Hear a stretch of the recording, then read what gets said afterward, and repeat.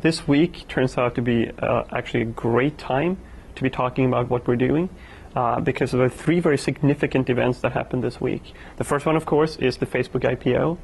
The second one is that Google announced the new strategic direction and this most significant upgrade to their search product since PageRank, which is the knowledge graph. And the third one is that Twitter announced their interest graph. These are all graph-related things, and graph, as you probably know, is a mathematical term for network, so nodes connected to other nodes. What we do is all about graphs. We have a database that is written from the ground up to natively handle graphs. How did you decide to go into this area? So way back in the days, so in the late 90s, I was working at an enterprise content management company. And we had a problem with that. A lot of the data that we handled was very connected. So an enterprise content management is basically a big file system on the web, right? So you can imagine a file system is folders with folders in them and then files, right? And these files and folders were connected to users because this user over here had read-write access to this folder, but only read access to this folder, right? A big hierarchy, a tree, connected to a big hierarchy over here, sure, builds up into a large network. Now, we tried to take that and store in our industrial strength, super commercial, blah, blah, blah, blah, relational databases from Oracle, from Informix, from IBM DB2. We spent the majority of our time, I had 20 engineers under me, we spent the majority of our time just taking this connected, complex, messy, always changing data and trying to squeeze it into very static tables. After a while, we just said, wait, all the data that we work with is very network-oriented, very graph-oriented. Why do we try to take this round thing and squeeze it into a square hole, right? And after a while, we just said, screw it, let's build a database that from the ground up works with graphs. And at this time, we actually had an intern from India, from IIT Bombay. So that's my Indian connection. This is back in '99. Super sharp guy, the sharpest guy you'll ever meet, right? And we had him play around with some of the early concepts around this. That snowballed into him going back to IIT Bombay. He was still an undergrad at the time. But forming a team of 3 other of his student colleagues and friends. And we started running this project where we said, let's figure out, just as a pure research thing, can you build a database that works natively with graphs rather than with tabular abstractions? This was back in 2000. Had a highly successful project. I commuted to Bombay for a year, which was great fun. And at the end of that year, we had the initial prototype, what is now Neo4j, which is the leading graph database in the world. How big is the market?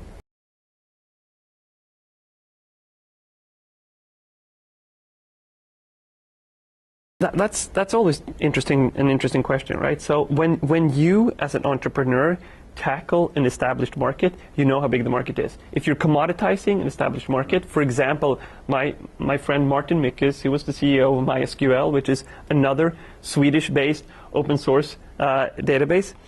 He tackled the relational market. You know what it is. His pitch was, we're like Oracle, but cheaper. Maybe we're open source, but it really was, we're cheaper, right? Now, my pitch is, we're a graph database, and the graph database is XYZ, and it's good for ABC, right? So it's clearly a new market. And when you're building a new market, you don't know yet the potential. Suffice to say that I think that the entire next generation of entrepreneurs out there, the companies that they build will be founded on figuring out not just the data in and of itself, but how the data is connected to everything. And that's what we saw today this week, where Google with their announcement, Facebook with their announcement, Twitter with their announcement, how these guys, even the guys who founded the most substantial companies of the previous decade, they were all based on graph technology. We think that's definitely going to be true for the entrepreneurs of the future. So here's the question: if it's still evolving in terms of definition of the market, yeah, how do you position yourself? That's an acute challenge. Well, we don't really think about it that way. We think about it in the way that there's a huge pain out there. There's a bunch of Global 2000 companies. Adobe is a customer. Telenor is a customer, which is the 10th largest telco in the world and the biggest in Scandinavia. Deutsche Telekom is a customer. Cisco is a customer. Wow. They have all this big pain out there because of the explosion of connected data that they're forced to handle, right? And they try to squeeze it into the old paradigm, the SQL databases of the world, and they're failing badly. When Cisco came to us, they had response time in the minutes with our Oracle RAC-based system. Oracle RAC, as you well know, is Larry's finest product, starts at $1 million and goes rapidly from there. Right? They swapped it out with Neo4j and got response time in milliseconds, from minutes to milliseconds. Oracle RAC, Neo4j. So we don't think so much about how do we position ourselves, but our main thing, what I think about every day is like all these people out there who have this pain because all this connected data, they know they have a pain, but they don't yet, most of them know that it's because they are dealing with connected data, and they definitely don't connect that, if you will, if I reuse that word, to graph databases. So that, I think, is the fundamental big high-order bit that needs to happen in order for graph databases to really fundamentally take off and grow into tens of billions of dollars of value. Again, thank you so much for sharing your thoughts and your experience. Appreciate it. I think it's a great company. Thanks. I appreciate it. Yeah, it's been a pleasure being here at TiE.